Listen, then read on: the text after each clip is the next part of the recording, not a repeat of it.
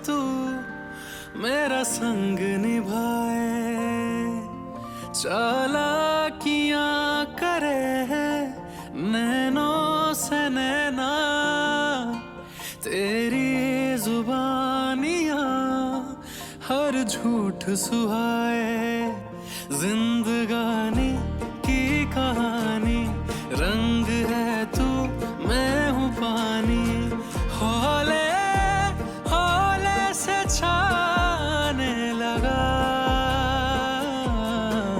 इश्किया इश्किया रंग तेरा इश्किया, इश्किया इश्किया रंग तेरा इश्किया।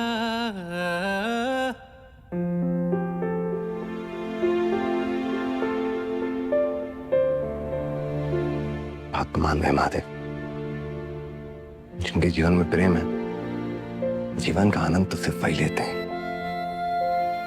वो बेचारे जिनके जीवन में प्रेम नहीं है ना, तो खाली जीवन ढो रहे हैं, ये थोड़ी ना है। इस फर्श पे लेट के हम अपना जीवन जी रहे हैं। शुक्रिया महादेव, इस प्रेम के लिए शुक्रिया, स्नेहा जी के लिए शुक्रिया।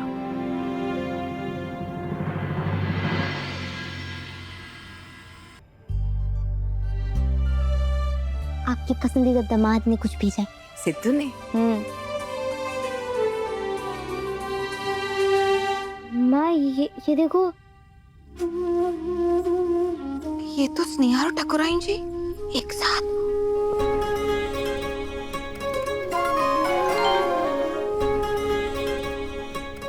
कुछ वॉइस संदेशा भेजा आपके लिए। अच्छा, भाई आपके सीख और आशीर्वाद से आज हम दो विरोधी शक्तियों को एक कर दिए हैं।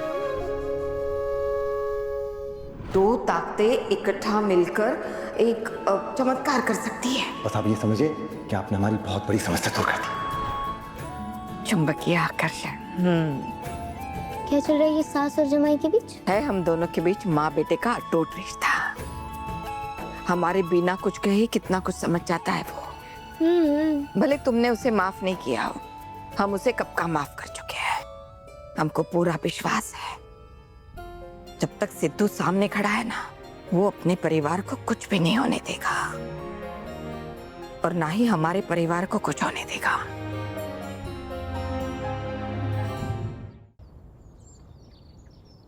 दीदिया, सब्जी कितनी महंगी हो गई है, अब थाली का दाम तो बढ़ाना पड़ेगा ना। नहीं नहीं शांता, ऐसे हम थाली का दाम अचानक से तो नहीं बढ़ा सकते ना। हमारे गांव के लोग भी तो गरीब है, जब तक संभाल सकते हैं संभाल लेंगे। लेकिन दीदिया, सारा खर्चा ही बढ़ रहा है, आमदनी तो बढ़ ही नहीं रही, ऐसा कब तक चलेगा? बात तो तुम्हारी सही है शांता, लेकिन थाली का दाम बढ़ाने से कुछ नहीं होगा। हमें कुछ और सोचना पड़ेगा। ठकुराइन जी का कर्जा उतारना है, ऊपर से सोनी भी प्रयागराज वाले महाविद्यालय में पढ़ना चाहती है। तो उसकी फीस के लिए पैसे का इंतजाम कैसे करेंगे? उसकी फिक्र आप मत कीजिए, इंतजाम हो गया।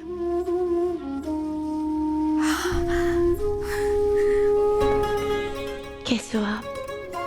बहुत याद आती है आपकी माँ। अब ठीक हो? बढ़िया, ये बड़ा नूर है चेहरे पे। हम बहुत खुश है बेटा, हमारी दी हुई सीख को अपना कर तुम अपने परिवार में अपने आप को धीरे धीरे ढालने की कोशिश कर रही हो। हमने तुम्हारा वो ठकुराइन जी का और तुम्हारा पोस्टर देखा, तुम उनके साथ चुनाव प्रचार में खड़ी हो, ये देखकर बहुत खुशी हुई।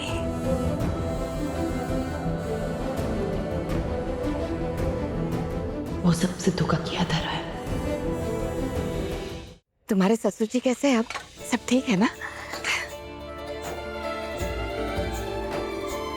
और तुम्हारे परिवार वाले?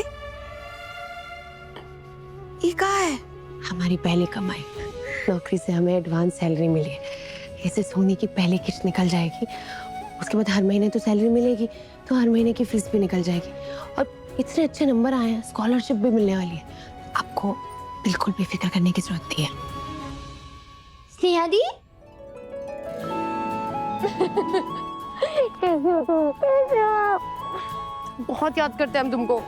आपको कॉन्ग्रेचुलेशन, आप तो सच में जादूगर निकली। नौकरी भी मिल गई और एडवांस भी मिल गया। हमने कहा था ना तुमसे, तुम बड़े कॉलेज जाओ, तुम्हारी फीस का इंतजाम हो गया। Thank you. कहा था ना हमने आपसे, ये सब कर लेंगे। बेटा, इसे हम नहीं ले सकते। माँ